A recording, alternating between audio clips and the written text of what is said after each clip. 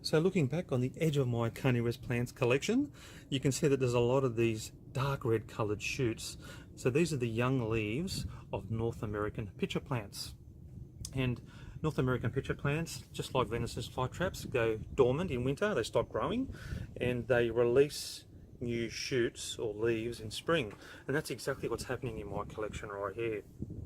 How's that for a beautiful flower? This is a North American pitcher plant flower. I don't normally allow them to bloom because I don't normally get the seeds, but this year thought I might do something different. They're very beautiful in their own right. So talking about North American pitcher plants, let's just have a look on the base of one right here. And you can see here how there's these incidental plants, carnivorous plants I like to call them. These are sundews. I'm not particularly sure what species they are. They might be tropical sundews, but they do a really good job of controlling pests which can affect your other plants. Things like aphids, which fly around this time of the year, and they do land on these leaves. How do I know? Well, because I like to zoom in on the actual leaf, and that gives you a good view of what's been caught. And I have seen a lot of aphids already. And if I put my finger on one of those leaves, look at that, look how sticky they are. Just amazing. Natural glue, nothing's going to escape that. So what I do in just before winter, I cut off all the leaves of the North American pitcher plants, and that provides a lot of light in spring, like it's doing here right now, and that allows these sundews to flourish because they love light as well, and that of course helps protect your other plants at the same time. But of course later in the season, when you have more leaves coming up, there'll be more shade and there'll be sort of fewer sundews, but they'll still be growing there.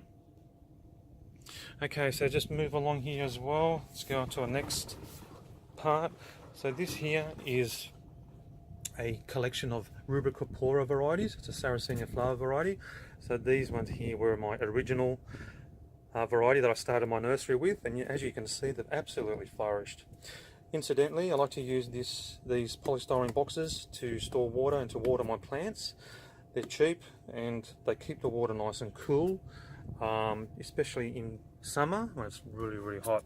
As you can see here, they're all sitting in water, making sure that soil is nice and damp, because that's what you should be doing at this time of the year. The plants are coming out of their dormancy. The soil should be damp at all times, and the best way to do that is by sitting them in a tray of water. So in this box over here, I've got the freshly potted plants mixed up with the more established ones. You can tell they're freshly potted because it's bare peat moss. And by mixing them up, I love seeing moss growing on those newly potted ones, because these over here, the more established pot, this is all moss spores, all right? And you can tell by all these moss spore capsules, some are green, some are dark brown. The dark brown ones, they're the ones that release the actual mature moss spores. And if I put my finger here and gently brush some of them, you might see a cloud of spores rising to the air. But that's exactly what I want, because they will land on the freshly potted peat moss and establish their own colony. And it's always good to see moss growing around the base of your pot, and along with your sundews and bladderworts as well. So just moving along here, more of these dark red coloured shoots, absolutely everywhere. And now we'll just go here to the Venus flytrap section.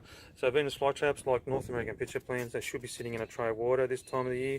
Keep their soil nice and damp because they are growing. How do I know? Well, you can tell by these light green coloured shoots.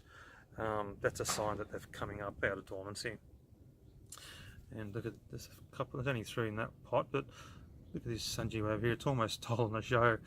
It's yesterday, you can see here on the side how that leaf is folded over. There was actually a metallic green fly that I saw in there yesterday, and it's amazing how small these plants are and yet how big the prey that they can catch.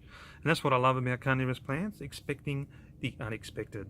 So like at this time of the year now, or make sure they're getting plenty of light because they are waking out of dormancy, and plenty of water, and look out for those aphids.